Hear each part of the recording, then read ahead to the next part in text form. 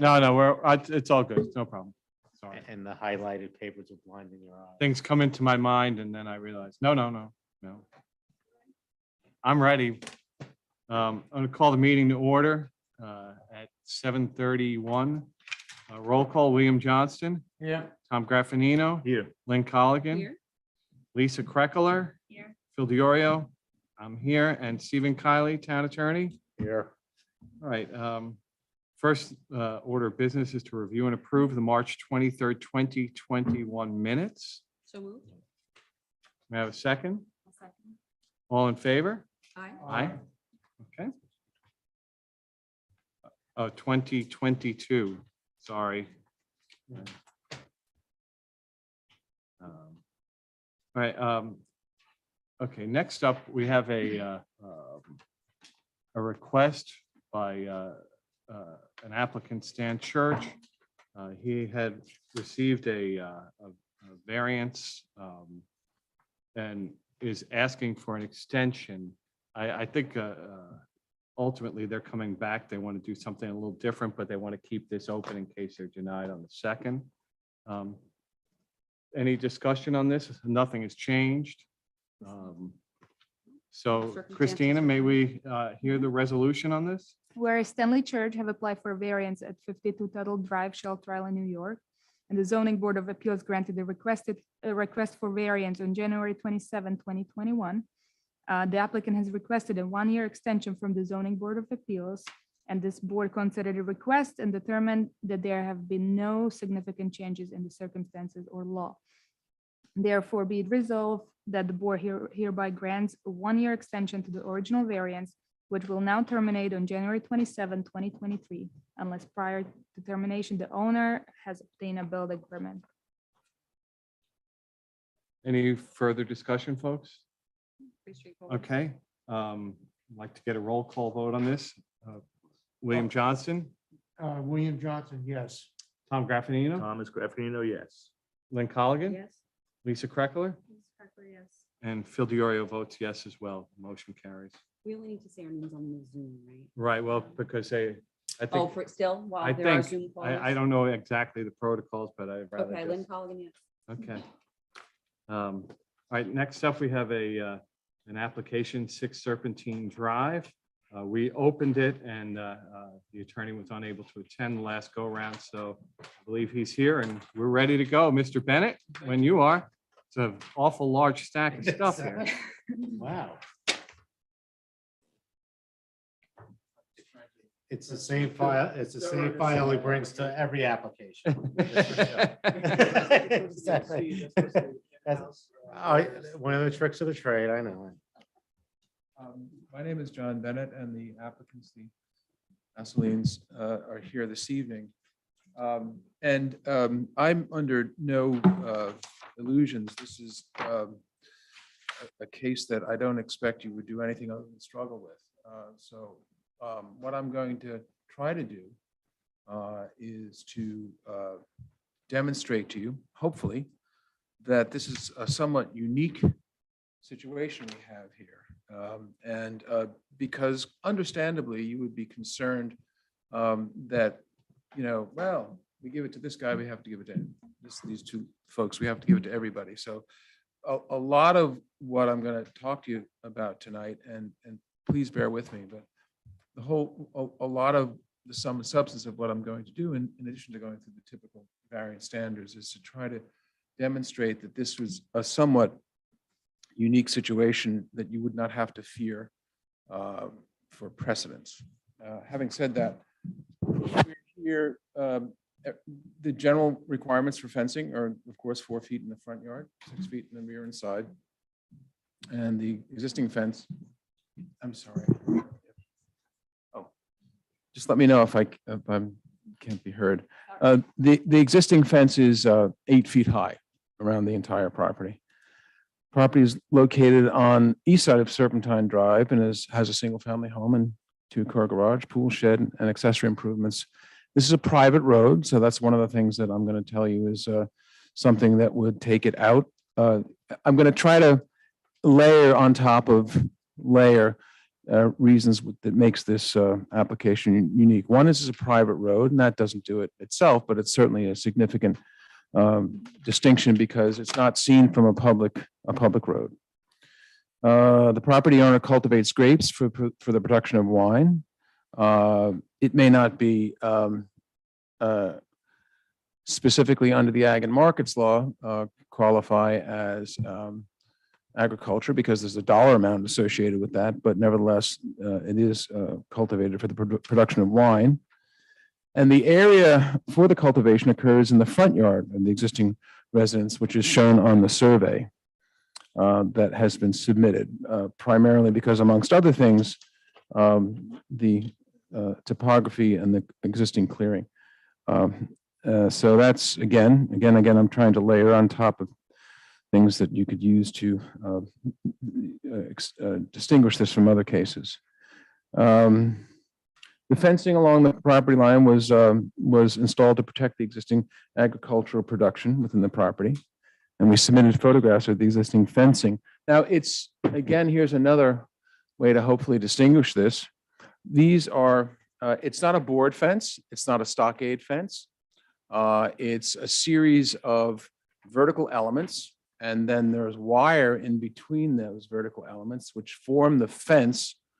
But they tend to disappear to the eye, unlike a board fence or a opaque stockade fence or the typical fence, even a post and rail fence. These are, again, steel elements, and the fencing, the horizontal part, is created by this wire that, again, doesn't have the same visual buffer that you see in a typical fence.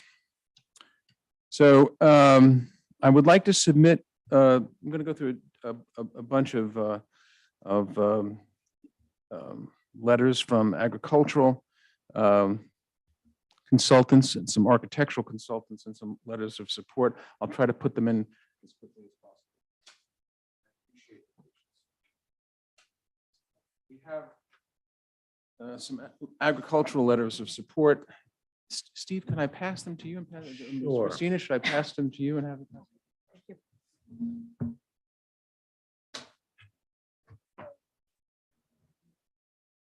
I have letters of support and from Howard Dickerson and also from Stephen Mudd from Mudd Vineyards, confirming that the establishment of the deer fencing to protect the vineyards on this property is necessary. And I'll just quote sort of the bottom line from both of those letters. As explained by Mr. Dickerson, the potential damage, this is a quote, the potential damage from deer feeding on the small vineyards surrounded by the woodlines, as in this case with the Heights Winery Assaline property, is such that grapevines would be denuded and killed in short order without this protection. And then Mr. Stephen Mudd from Mudd Vineyards in Southold explains that you cannot successfully grow grapes without an 8-foot-high fence. If no fence, the deer will eat all the leaves off the plant. They will have actually killed vines without an 8-foot fence. Because I know there was some, the town was kind enough to send me a letter from the association stating that there was the vineyards on the North Shore do not have agricultural fencing.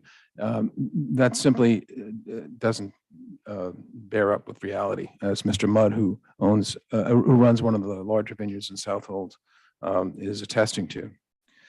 In addition to that, so the actual quite proven practical necessity for it would submit that the fencing is an integral architectural component of the existing home. Architecture in Shelter Island is an interesting thing. I know it didn't take me long to realize that almost like Suffolk County Water Authority, architectural review boards as a possibility is sort of like a third rail of Shelter Island politics. But so I'm not suggesting that, but what I do want to do is, in terms of impact on the character of the neighborhood and benefit to the character of the neighborhood, we feel that this the overall architectural integrity of this is very pleasing, and as a part of the fact that there is no impact on the neighborhood, and also is something that we think hopefully would allow you to distinguish it from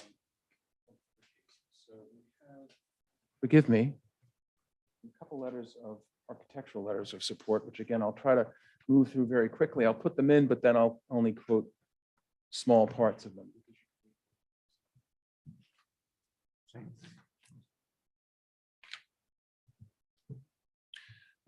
We have a letter from Rodman Henderer, who's a practicing architect. The fence around the property is an integral part of a well thought out design that maintains a consistent and coherent design language for their property while providing the necessary protection of their small vineyard. The design has a negligible physical impairment and creates a sense of openness both inside and outside of the property. Most of the people coming to your fences probably want something more substantial, something much more opaque. Again, the horizontal elements of this would disappear to the eye. There's also a letter from Margaret Michael, Michael's partner. Partner is another practicing architect who notes, my experience as an architect working at a multinational zoo design firm, which I thought was interesting because of the agricultural and aspects of it, has told me that success is most achieved when there is peace between the inner and outer worlds of the new building. Such integration is on evidence in the Eco House, which is what the Asselines have named the house, and for reasons which we'll demonstrate to you, where a vineyard takes up your eye up the hill, where the meadows are the rule, where siting the house is logical to landscape and not a dominating force. That this total landscape can be fully seen while being protected from a deer population is just part of a collective design that is dedicated to visual openness to anyone passing by. Again, we're trying to establish something that has very practical effect, but yet has a minimal, works as a minimal visual buffer. Then we'd like to submit a copy. I think we did submit an aerial, but we have a map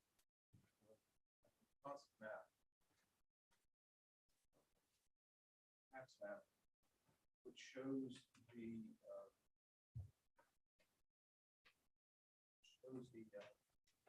outline of the southern property in yellow.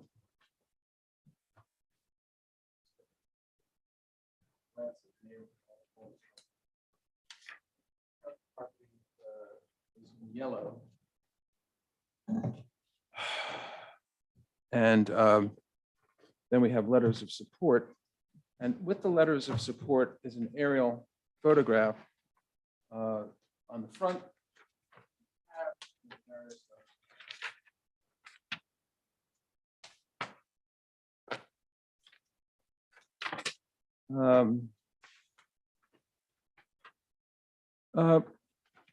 Peter Carlino, who owns 10 and 11 Serpentine, the property is directly across the street.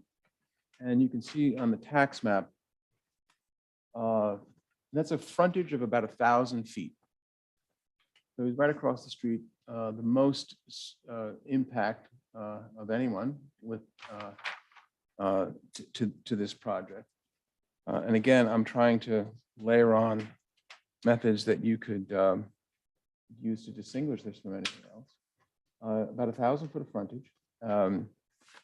We have received the note and photographs from Joel requesting our support for the fence. I must say that he has done a very lovely job in landscaping his property. The lavender is quite attractive. The fence itself is completely transparent and does not block one's view in any way. We have no objections. That's from Peter Carlino. Then we also have letters of support from two property owners that directly abut the Asseline property, Barry Allen, the owner of 8 Serpentine Drive. And again, I won't read them into the letter. I'll read into the record. They speak for themselves, as well as the Bruguets, the owners of 6 Sunnyside Drive and a butter to the east. And nicely enough, Robert Herrick, the owner of 12 Shore Road, issued a letter of support stating that we fully support the request for the variance to have no issues with the fence whatsoever. A nice letter from Roberta and Paul Martin at 48 Prospect Avenue.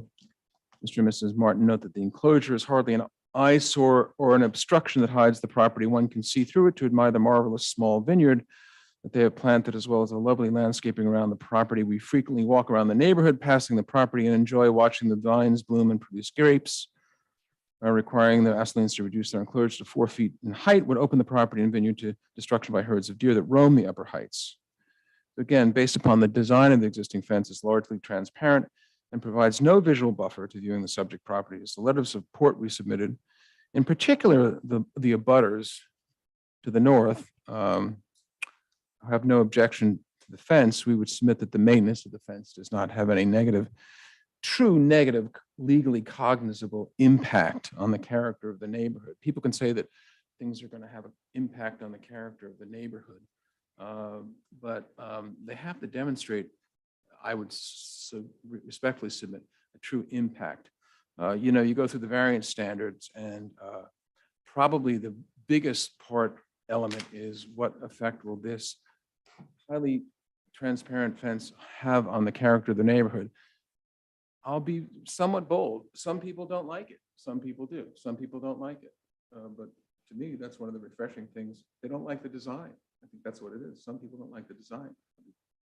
Cards out on the table. But that's one of the refreshing things about this island, is that it has that freedom of design. So, and that's really, I think, very important. It's what separates these. I spend a lot of time before architectural review boards and all the communities here, and it's absolutely refreshing that people can have that sort of freedom of design in Shelter Island. That's one of the things that we're, with enormous respect, asking you to embrace. We submit the fence actually enhances the character of the neighborhood by allowing the Asselines to maintain their vineyard, which is a visually appealing aspect of the neighborhood. And as demonstrated by Mr. Dickinson and Mr. Mudd, the benefits really can't be achieved by any other method other than the grant sought herein. I don't have to tell everybody on this island in particular. I have a house on West Neck that I adore. It's probably as different in architecture as possible from the Asselines house. It's a 1840 Greek revival that I love, but that's one of the things that's so beautiful about this island. You have that variation in architecture, but the reason I bring it up is because it's on a piece of property that I've sort of given up having anything other than trees on the property because of the deer. I'm not going to talk about deer to you people. You know it more than I do. The applicant seeks to protect the agricultural production by the minimal physical barrier, and it's designed that way. So 8-foot high fencing in the front yard where 4-foot high is permitted, and 8 foot in the rear yard where 6 is permitted. No adverse environmental impact. And as a matter of fact, it's a type 2 action. There would be no demonstrable environmental impact. They've developed an extremely ecological friendly property, and they maintain an agricultural use on the property. I give to you for your consideration some of the literature.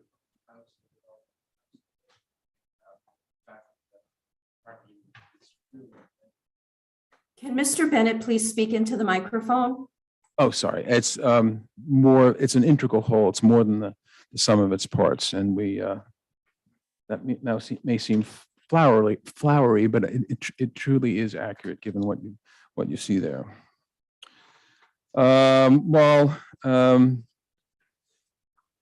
Just give me a second, if you will.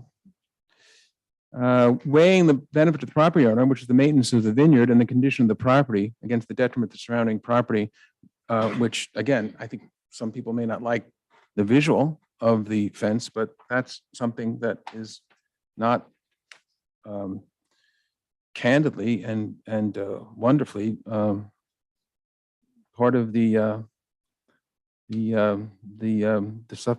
Shelter Island gestalt, which is not to have that sort of What was architecture. that, Mr. Bennett? I didn't The shelter, I would call it the Shelter Island sort of architectural gestalt, which is not to have the same sort of really oppressive architectural controls and designs that a lot of people have to deal with. I think that's one of the wonderful things about the island. So I'm sorry I dropped my voice. I was sometimes do that when I'm thinking about my rhetoric. But I did see the correspondence of the Shelter Island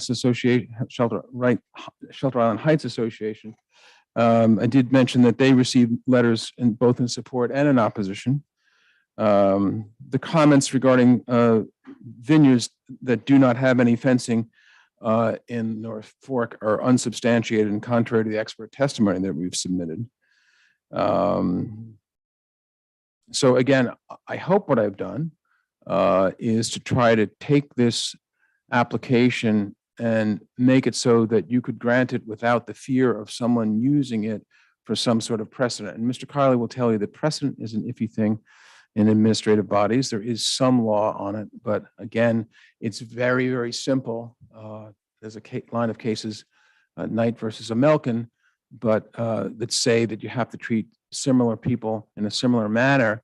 But it's very, very easy under that case's progeny to distinguish a case. It has to be pretty much exactly the same case. So we would hope that you would agree. It's on a private road, not visual from a public street. People in what I would suggest are the most affected people, particularly Mr. Carlino, in full support and not a full visual buffer. The applicants are here this evening. If you had any questions of them, if you have any questions of me, obviously I'll entertain them. I think for now, other than hearing any comments from the board or from the public, I would sit down and wait for those comments. If that's okay with you, Chairman. Yes, sir. Okay. Folks, do you have something that you would like to say to us here tonight? If so, please go up to the podium and yeah, this is your opportunity.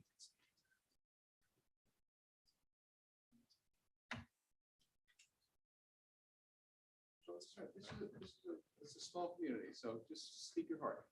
Well, I don't have a big file, so I'm not going to spend Please 5 minutes. Please identify yourself. Joel Assulin, 6 Serpentine Drive, Shelter Island, 11965.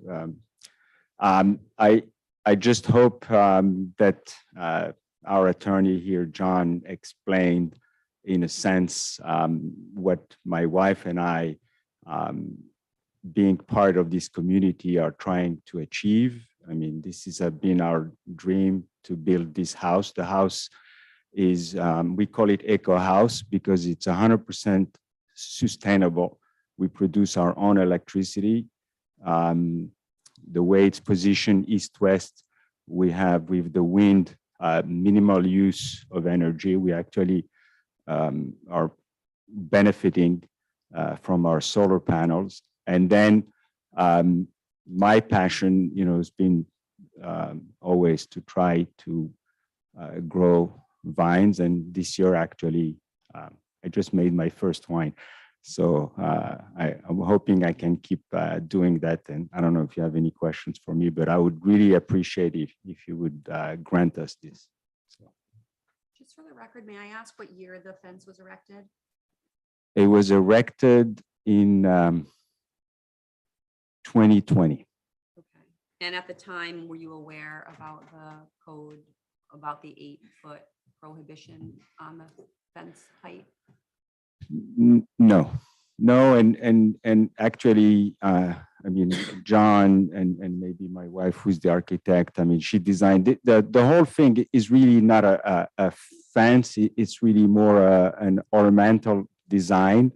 I mean, we have 8 cables of 1/4 inch each. So total, you have 2 inches of opacity. So it's really totally transparent. A human being can actually go in, but a deer cannot go. So, and I have a question. sure. If your goal is to preserve the vineyard itself, why did you enclose the entire property instead of just the vineyard? Because that was stage 1, and I've been trying to learn. So this is my 4th year, and we're planning on planting also in the rear of the property. More vineyard. More vines, yeah. Because basically there is a plateau, and on both sides there's a hill, and so both hills will be covered. I was just trying to figure out what worked and what doesn't work, and now hope I know. So Anybody else? No, thank you, sir. thank you very much. Thank you. Lori, are you going to weigh in for the heights, or is Stella going to weigh in for the heights, or? I'd like to.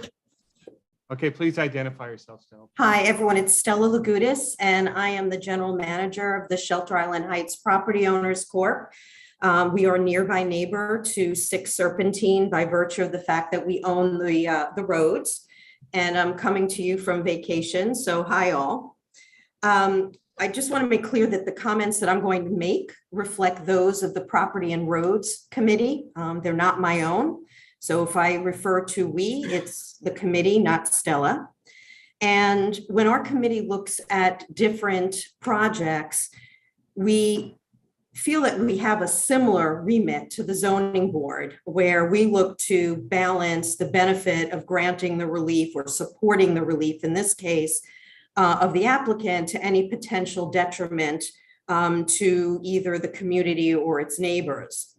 And as you probably hear me every time I come before you, things that we look at when we assess a project, the goals that we have are to protect the distinctive character in the Heights, to balance the needs of the applicant with those of neighbors, to protect Heights-owned assets, and to ensure that we provide our utilities in an equitable manner. So the first 2 of those goals, the distinctive character, protecting, and the balance of the applicants with the concerns expressed by the neighbors, are 2 things that didn't meet the sniff test in this particular case. And therefore, the Heights is not supportive of this request to grant a variance to allow an oversized fence to remain. A few general comments that I'd like to make about this particular project. First of all, it's located in probably one of the most lush, quaint, and bucolic areas of the Heights. Everyone walks here, and there are a large number of undeveloped lots. In fact, on Serpentine, there are 14 lots, and 12 of them are either unimproved or improved with no fence at all. There's one fence that's grandfathered that actually was erected before this fence limitation went into the code. And then there's one fence that is not meeting the code, and that's the one that we're talking about tonight. The second thing is, because this fence is 8 feet tall, and it's also on the higher side of the road, and it doesn't have any large shrubs or trees around it, it actually seems a lot larger than the 8 feet that it is, which is already double the size of what is allowed in the code for a front yard fence. I note that the word vineyard or agricultural were used 8 times in the application for this variance. And the Heights agrees that the vines are lovely. But we do have to remember that this is a AA residential zone. There is no agricultural exemption on the property according to the assessor's office.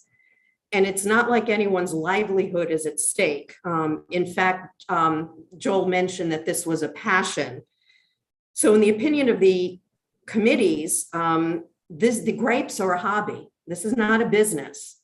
And I do want to correct Mr. Bennett and say that there are a number, and I can certainly supply pictures of vineyards on the North Fork, McCall, Bedell, Pindar, that don't have any fences around their grapes. And yet they are in the commercial business of raising vines and making wine. And yet they're able to continue to do what they do without anything around their vines. We have to also make sure that we're aware of the fact that this fence goes around the entire acre of property. So if we were there just to have the fence to protect the vines, then we wouldn't be around the entire property. Now, I understand that that Joel is looking to perhaps add additional grapes in the back, But he also has the ability to put in a garden fence in the back. He can do an 8-foot fence in the back as long as he's 8 feet off the property line. But that's not what we're talking about here.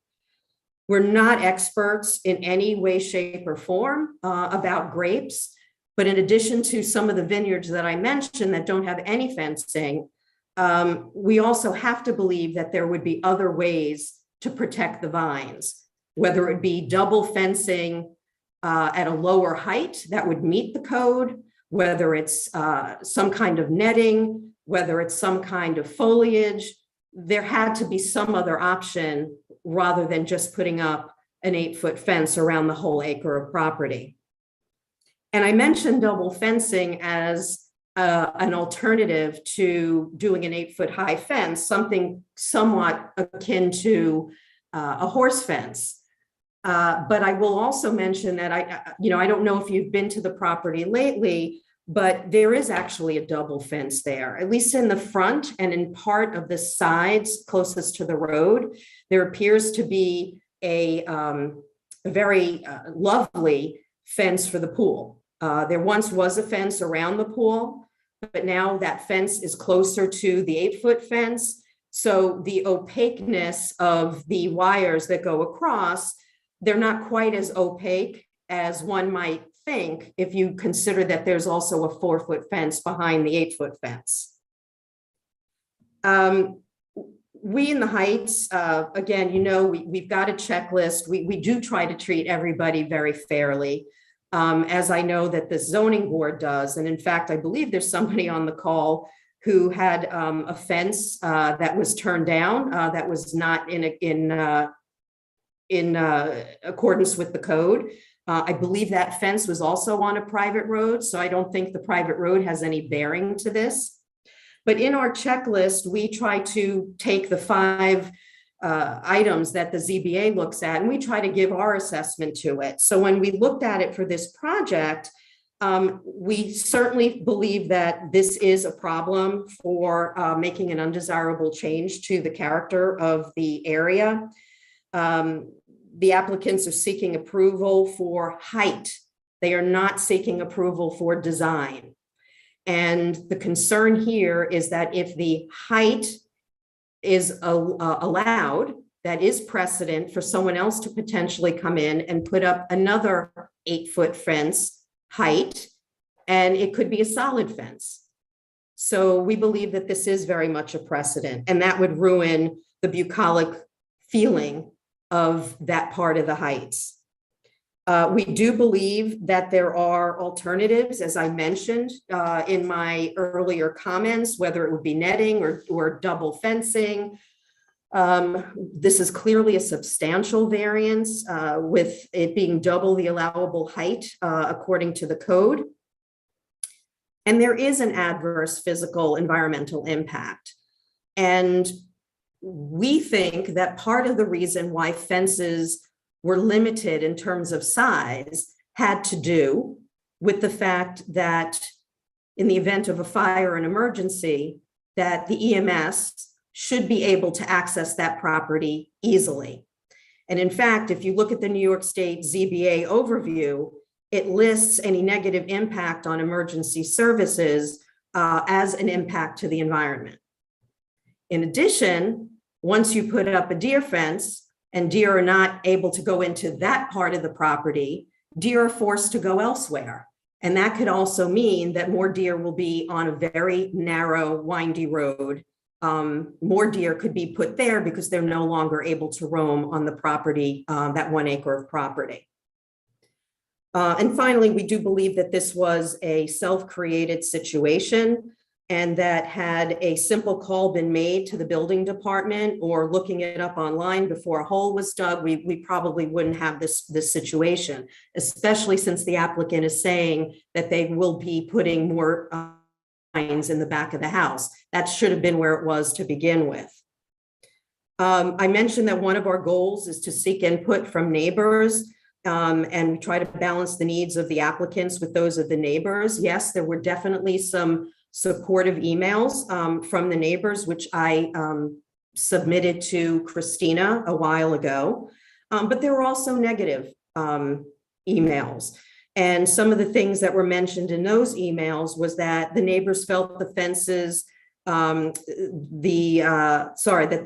they felt that the fence was out of character with the surrounding neighborhood, that it was not fitting to the natural environment of a dirt road and the ambiance, and that they were constructed without regard to the town code. Another neighbor cited that this is a complete disregard for the larger community. And the Heights Property and Roads Committee is aligned with those three opposing neighbors. So it is the hope of the Property and Roads Committee that the ZBA will deny what is a clear violation of the town code. We think that this fence fails on all 5 factors that the ZBA's got to consider when deciding to award a variance or not. I'd be Thank you, happy to Stella. take questions. Anybody have any questions for Stella? No? Is Thank there you. anybody else on the Zoom who would like to weigh in here?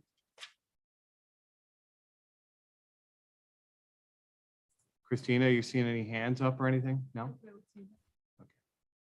All right. Mr. Esseline, did you want to say something? Please step up to the podium. Just that way everybody can hear you on the Zoom call. Thank you. I just would like to respond to Stella's comment about design and the fact that there are vineyards on the North Fork that do not have fences. So the only ones that do not have fences in the front are the ones are across a 2-lane highway. I actually work in a vineyard, and I've been working in a vineyard called Sparkling Point in Southold. And everything is fenced except for the front one where, it's across a highway and therefore the deer don't get in. So anybody that tells you that without a fence you can grow grapes it's not accurate. I want to make sure that you understand that. Now, if Stella doesn't like our design, I think she's representing the Property and Roads Committee, the Heights Association. I don't think it's her personal preference that she's discussing here. And No, I understand that, but I feel somewhat frustrated because everybody on our street, all our neighbors, everyone, not only loves the design of the house, loves the vines. I mean, people always ask me, when can we help you harvest? I mean, it's like such a family and a nice environment. And to hear, Stella talk here like we were a pariah or something like that, I'm personally offended, to be honest. Okay. Sure. I just one comment that I have. I mean, the town code does allow for up to 10% of a piece of property to have an 8-foot fence. It can't be in the front yard setback, and it has to be at least 8 feet from the side or rear yard lines. I don't know if your client was aware of that before, because if he had just put the vines in the backyard, he could have done something like that, and it would have been completely conforming with the code. No, we're aware of that, and that's what we're here. And then, Mr. Speaking Bennett, relief I have one question for Sure, you certainly. concerning precedent. Do you think that it's unlikely that other people will then plant grapevines and request an 8-foot fence if this is approved? So let me talk to you about that. Okay. Because it rolls into something that that Stella was saying. If I can call you by your first name. She said somebody's going to come into you and ask for a board fence. Remember, when I first started this, I said I was very empathetic with your need to want to, of course, as a board, to make this as peculiar as possible if you were going to think about granting it. This is not a board fence. The pre-existing fence across the street is opaque. You can't see it, which is why this is very, very difficult. This you couldn't, if somebody came in and said, I want to put a board fence, you'd say, no, the Assaline fence was essentially steel elements with wire in front of it, disappears to the eye. And we definitely think that it disappears to the eye. So that wouldn't be presidential. So say what they want about a private road, but that's another way to distinguish it. So, and term topography, the way the sun hits it, there's numerous ways to distinguish it. I don't think you would have to worry at all about precedent. And then so that's why I've tried to layer onto it these different distinctions between that and what anyone else would ask you. For. And I would ask you to rely on your counsel on how far someone can take precedent. It has to be a very, very similar, not similar, it almost has to be on all fours. That's that Knight versus Amelkin line of So cases. someone could plant grapes and put up the same fence if this was approved. I mean, Perhaps, maybe that wouldn't be a bad thing. I'm just No, saying- perhaps, and again, maybe that wouldn't be a bad thing. And again, it's just one person's opinion. And, obviously the town legislature, the town board decides on this stuff. But I have always thought for certain applications, 10% is just not a heck of a lot of property. I mean, 10% on this is relatively small. It's an acre, so 10% would be 4,000 square feet. People should be encouraged to put more of their How many property into square feet construction. of grapes do we have there? Now, we probably have around 8,000. Okay, just curious. Yeah. But as Mr. Asseline testified, his intention is to make it larger. Just the other thing I wanted to add is that there's no emergency vehicle access issue here. I mean, that's just fantastic.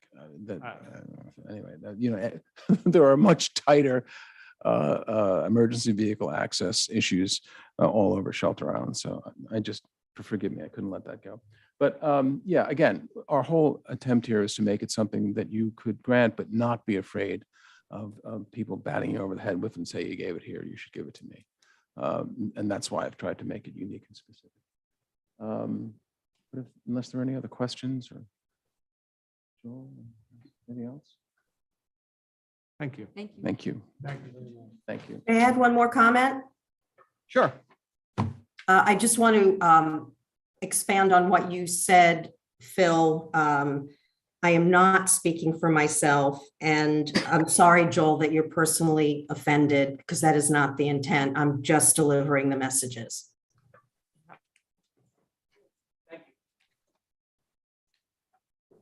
All right, do we have any other comments or questions? We'll have this, let me just get my paper here. So Mr. Bennett, did you want to weigh in with something here? Last chance. Yeah, no, I just wanted, maybe if you could leave it open. I just want to talk. Leave the hearing open? Yeah, I just wanted to talk have the opportunity to talk to the clients about maybe there's a possibility that there could be some modifications that would still require relief, but wouldn't require as much relief. Unless we could just, and what's your preference? We could just come back in with a different application. But I thought it would be easier just to do it this way. Or we can close it. Okay, that's fair. I think we're going to close. That's fair. That's fair. And- That's and, fine. Thank you, Steve. That works. Leave it open to written comments up until May 11th. We have a work session on May 18th. Okay. All right?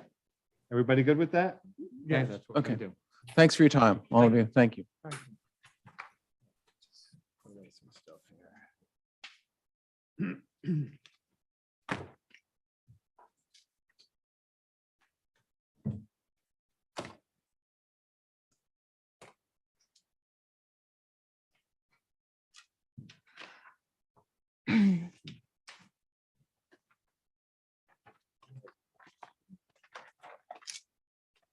All right. Next application is 5 Cheekwood Avenue. Would you like to read the notice? A hearing on the application of 5 Cheekwood LLC seeking a variance and a special permit at 5 Cheekwood Avenue, Shelter Island Heights, New York, which is zone AA reverting to A, residential nearshore overlay district, and is most specifically described on the Suffolk County tax map as 700-5-1-10. The applicant seeks to rebuild and enlarge an existing 4x9 entry deck and 10 by 9 deck requiring a 2 feet 9 inches front yard variance. Applicant also seeks a special permit for the purpose increase in nonconformity in connection with the enlargement of the deck. The correspondence has been received from Matthew and Carol McKinn, 18 Clinton Avenue. It's a letter of support.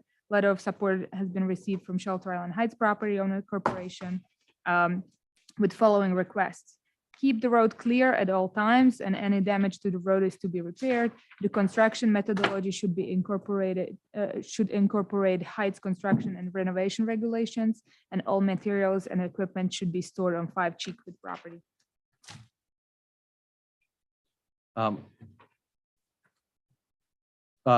Who is going to present here? Hi, Phil, it's Peter Reich. Hi, Peter. Hey, how you doing? So Peter Reich Eklund Construction, representing the owners who I know are on the Zoom call. It's a very kind of insignificant, the whole thing started because the deck is like 10 inches down from the entry. Whoever built this deck originally built it way too low. It doesn't meet code. It's a real tripping hazard. You know, usually a deck is flush or up to maximum of 4 inches down from the floor, from the door sill. So they just wanted, as long as we were rebuilding it, to push it out a little bit.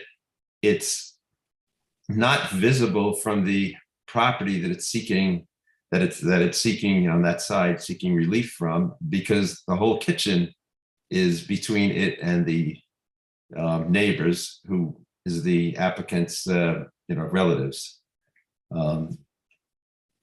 Really nothing more to say. I certainly can answer any questions anybody has. Does anybody have any questions? No. Yep, one second. No.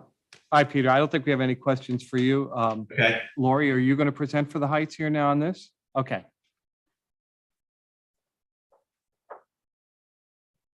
Hi, everyone. I'm Lori Beard Raymond. I'm here representing the Shelter Island Heights Property Owners Corporation. As their manager, I'm speaking on behalf of the Property and Roads Committee.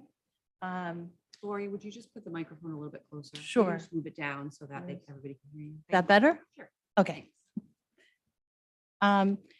So I'm speaking on behalf of the Property and Roads Committee for the Shelter Island Heights Property Owners Corporation. And this project that has been presented is very modest, and they're enlarging a already very small entry porch. So the variance that is being asked for goes outside the existing footprint. The building is a pre-existing non-conforming, which is typical of many of the buildings in the Heights. So the committee considered this project and is in support of the variance. However, I would have to note that the legal notice had an error in it, I believe, because it called for a front yard variance. However, the drawings show a side yard variance. In terms of a special permit, the committee typically doesn't support expansions to pre-existing non-conforming structures, but with this particular proposal, since it's so modest and the porch is in character with the Heights Historic District, the committee is very supportive of this special permit as well as the variance. So if anybody has any questions, I'm happy to answer So them. Lori, there were some conditions that you folks submitted, you wanted attached to this.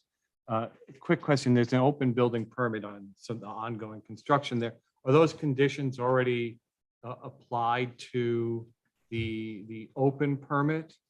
The permits that are open right now with the building department, there are no conditions on it because there was no requirement on those kinds of things.